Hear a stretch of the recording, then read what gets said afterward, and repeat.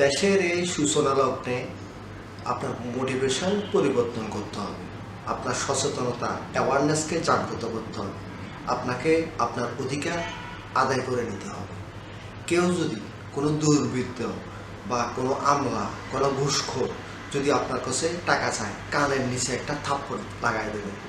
এজন্য লাগাই দেবেন আপনার কাছ থেকে যদি প্রতিবাদ কোনো কিছু যদি না হয়, তাহলে দেশ আগের মতোই চলবে।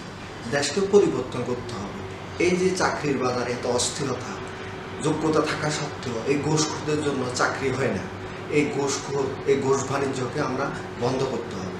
ইংরেজিতে একটি কথা আছে, ফাক দ্য পুলিশ জাস্টিস। এটা এমন একটি মোটিভেশন যে পুলিশ আইনে শপথ করতে পারে, আইনানুগ করতে পারবে। ও যেন বিচার করতে না পারে ও যেন আপনাকে দুর্বৃত্তায়ন না করতে পারে।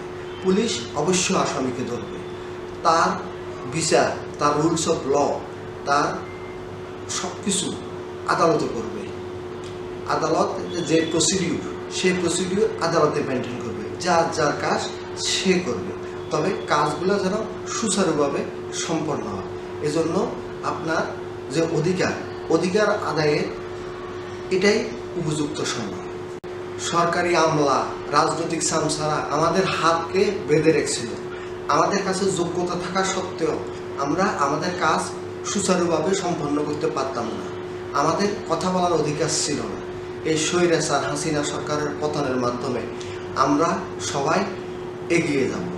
দেশের এই ছাত্র জনতার আন্দোলনকে বৃথা দেওয়া যাবে না। আমাদের মা বোনদের জন্য, আমাদের ভবিষ্যৎ জেনারেশন, আমাদের সন্তানদের জন্য একটা সুন্দর দেশ যেন গড়তে পারে, এই প্রত্যাশা। দুর্নীতিবাজ আমলা, দুর্বৃত্তায়নের রাজনীতি আমাদের মগজের মধ্যে সব কিছু যেন হ্যাঙ্গিং করে ফেলছে। আমাদেরকে এখনই মোটিভেশন করতে হবে। আমাদের যার অধিকার পেতে আমাদেরকে অবশ্যই দাঁড়িয়ে মাথা উঁচু করে কথা বলতে হবে। আমরা সরকারের কাছে কোনো ফিতরা জাকাত চাই না। আমরা চাই আমরা যেন ভাত দুটা সুন্দরভাবে খেয়ে যেতে পারি। মুক্তিযুদ্ধের এবং সংবিধানের যে মৌলিক অধিকারগুলো আছে, অন্ন, বস্ত্র, চিকিৎসা ও বাসস্থান, এবং আমাদের সন্তানদের সাথে আমরা যেন নিরাপদে আমরা বাংলাদেশের স্বাধীনতা, বাংলাদেশের সমৃদ্ধি সব কিছু উপভোগ করতে পারি, এটাই হচ্ছে যে আমাদের দৃঢ়তা। আমরা অবশ্যই সাদাকে সাদা বলবো, কালোকে কালো বলবো। এই বলার অধিকার যেন আর কেউ কেড়ে নিতে না পারে। একজন সরকারি কর্মকর্তা আমলা আমাকে বলছে যে আমরা ছাত্র রাজনীতি করি, আমরা ছাত্র আন্দোলন করছি। হ্যাঁ, করছি। এটা আমাদের জন্য না, আমাদের ভবিষ্যৎ প্রজন্মদের জন্য।